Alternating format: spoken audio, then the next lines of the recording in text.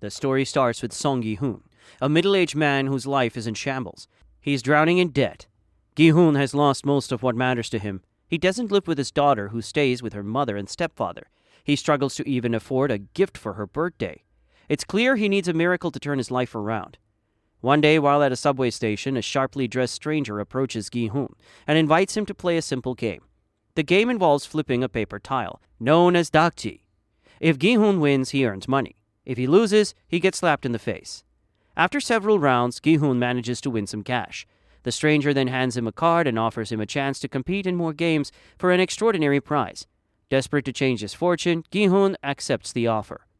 When Gi-hoon wakes up, he finds himself in a massive dormitory surrounded by 455 other players, all wearing identical green tracksuits with numbers on them. The people around him are just as desperate as he is, struggling with crushing debts and broken lives.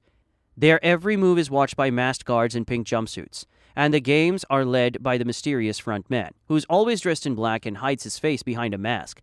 The guards explain the rules. Participants will compete in 6 games over 6 days. Those who win all 6 games will share a massive cash prize, while those who lose will pay the ultimate price. The prize money is displayed in a large glass piggy bank, slowly increasing with every elimination. The first game is red light, green light. It begins innocently enough, like a children's game, but quickly turns horrifying. Players who move after red light are shot dead on the spot. Chaos erupts as many panic and try to flee, only to be killed. Gi-hoon, frozen in terror, manages to survive by carefully following the rules. With the help of his childhood friend Chul Sang-woo and another player, Ali Abdul, Gi-hoon finishes the game. By the end of the round, more than half the participants are dead. After the gruesome first game, many remaining players demand to leave. The guards invoke a clause in the contract that allows the players to vote on whether the games continue. In a close vote, the majority chooses to end the competition. Everyone is sent home, but their struggles in the real world push most of them to return. Gi-hoon, for instance, learns his mother is gravely ill and needs surgery. Sang-woo faces arrest for financial fraud, and Ali cannot support his family. Even the elderly player 1, who suffers from a brain tumor, returns because he has nothing to lose. Detective Hwan Jung-ho becomes involved when he discovers that his missing brother received the same invitation card as the players. Jun-ho infiltrates the games by disguising himself as one of the masked workers, determined to uncover the truth behind the mysterious competition. The second game is a challenge involving honeycomb candy, or dalgona. Players must carefully extract a specific shape, circle, triangle, star, or umbrella, without breaking the candy. Sang-woo realizes the game in advance but selfishly keeps the information to himself, choosing an easy shape. Gi-hoon, unlucky as ever, gets the umbrella, the hardest shape. Despite the odds, he finds a clever solution by licking the candy to weaken it, and manages to succeed just in time.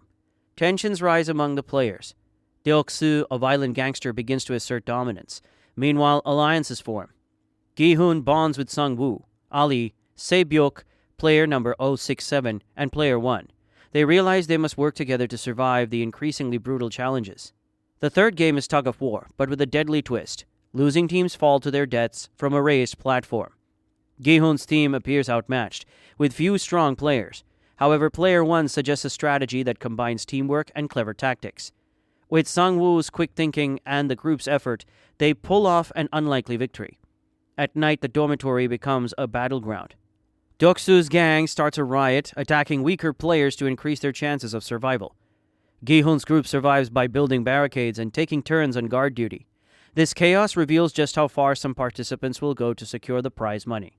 Meanwhile, Jun-ho uncovers more about the sinister operations behind the games. He discovers that some guards are secretly harvesting organs from dead players to sell on the black market. Jun-ho collects evidence while staying undercover, but the risks grow as the frontman begins to suspect an infiltrator. The fourth game is devastating.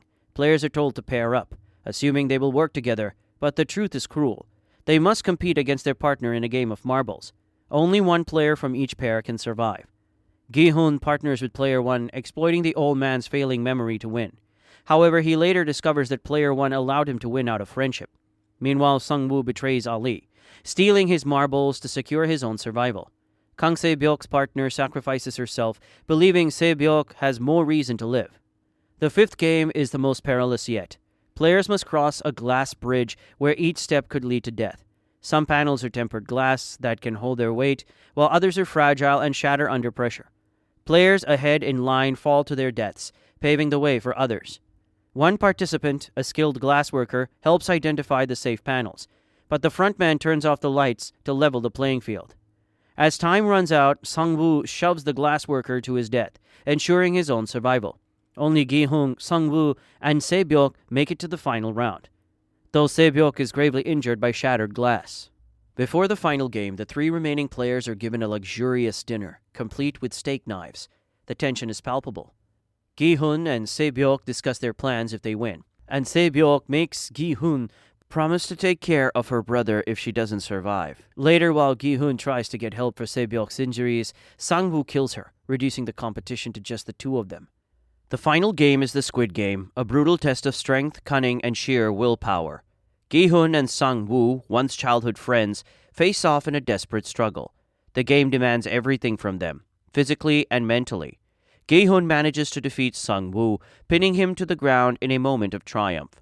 Yet, when given the chance to deliver the final blow and claim ultimate victory, Gi-hoon hesitates. He pleads with Sang-woo, asking him to abandon the competition and leave together by invoking the game's 3rd clause. Gi-hoon's humanity shines through as he tells Sang-woo they don't need the money if it means losing their souls. However, Sang-woo, overwhelmed by guilt for his actions during the games, refuses. In a heartbreaking moment, Sang-woo takes his own life, stabbing himself in the neck. With his dying breath, he asks Gi-hoon to take care of his mother, a final act of repentance for his betrayals.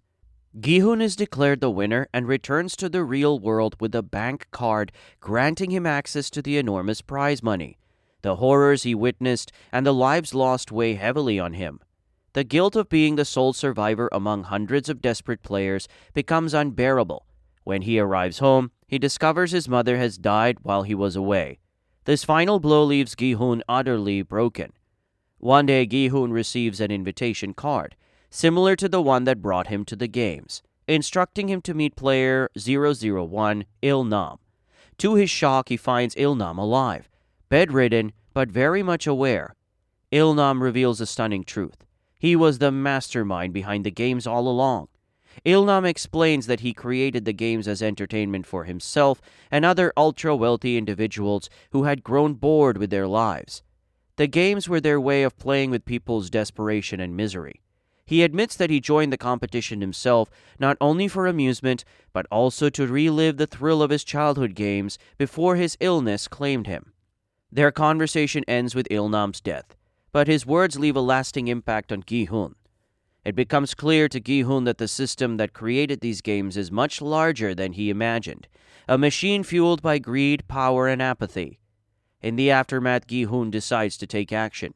He uses a portion of his prize money to help those left behind by the games. He finds Kang Se-byuk's younger brother and takes him to Sang-woo's mother, entrusting her with his care. Gi-hoon prepares to leave South Korea to reunite with his daughter. On his way, Gi-hoon notices the same game recruiter playing dakji with another desperate person. Gi-hoon intervenes, managing to snatch the card given to the man. He calls the number on the card, determined to confront the organizers. On the phone, the frontman warns him to move on with his life and board the plane. But Gi-hoon, now resolute, refuses. He turns away from the terminal, walking back into the city with a newfound purpose: to stop the games once and for all, no matter the cost.